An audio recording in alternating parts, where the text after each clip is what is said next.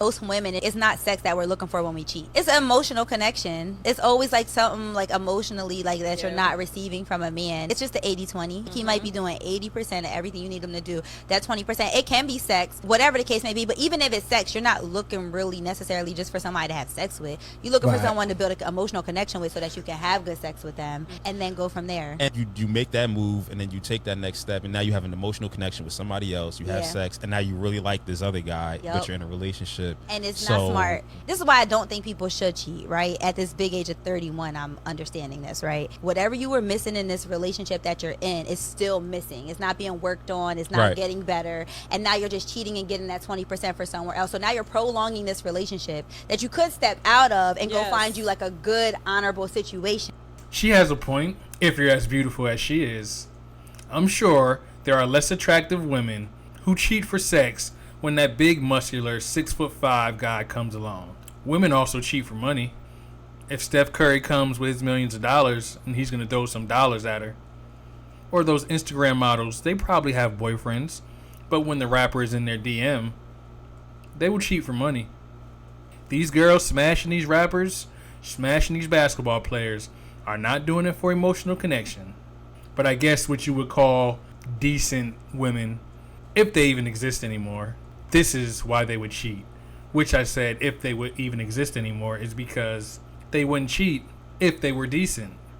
The fact of the matter is that penis is always available to women. And yes, she might be digging a guy, or somebody from high school might pop up that she had a crush on. And the first thing you do or say wrong, she will go jump on a new one. Of course, not all women are like this. But with the modern day city girl culture, most women are becoming like this. At least in the African American community. I can't speak for other communities. I am not a part of that.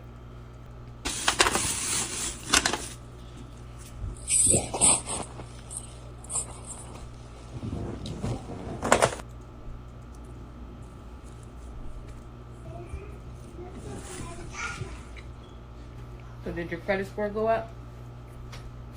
Why you took me off? Mm-hmm.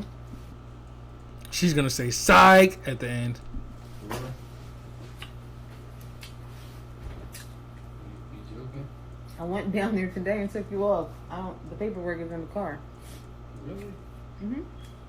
They just start taking money on my check. I only got $40. Yeah, it's that 41. But I decided to take you off today. Thank you so much.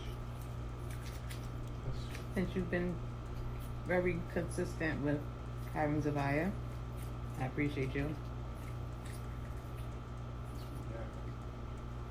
That's my job. Indeed it is, but still. I appreciate it. Thank you so much. Mm-hmm. That's love.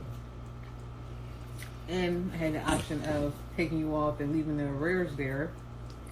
But I was like... You took the arrears off too? Mm-hmm. You can do that? Mm-hmm.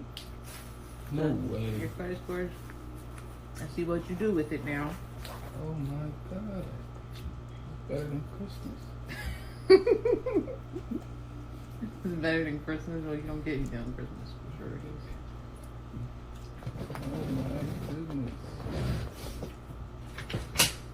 They really let you take the arrears off? Yep. I love her. I love her so much. This is an example of what 80% of women should be like. Holding her baby daddy down so that he can be a better father for their child. This is a real woman right here. It's not about getting everything you can get. Sometimes you have to be considerate of the other individual. She is very much a sympathetic and good human being.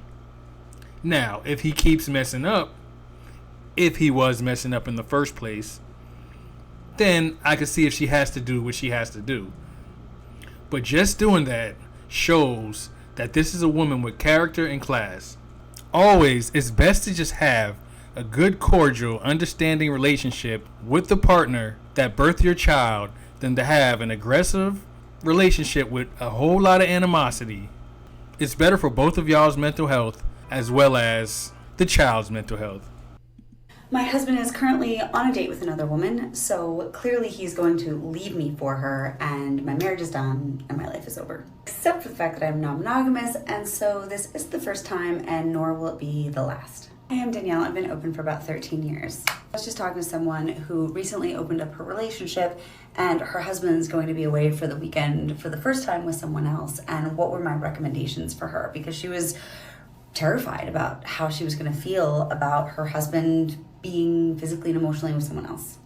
My advice to her was to do something for herself, something that felt indulgent, that she would really enjoy, and maybe something that her husband wouldn't enjoy that much with her. Another piece of advice to her was to not go on a date, because a date might be distracting, but at the same time it doesn't let you really process the emotions that you're feeling in that situation. Because I think when your husband is on a date with someone else, it's pretty human to feel a lot of emotions: jealousy, anger, confusion, frustration, excitement, joy for him. I used to always take myself out to Chinese food, not like takeout Chinese food, like really fancy Chinese food, and sit there with my journal and just think through how I was feeling. It includes asking myself, yeah, am I really okay with this? And for those suddenly very concerned that I have been brainwashed and gaslit and coerced, I assure you, I am okay with being in an open relationship and my husband dating. And yes, I date too. 13 years later, how do I feel when my husband is on a date with someone else? So tonight is a first date for them, and so I guess I'm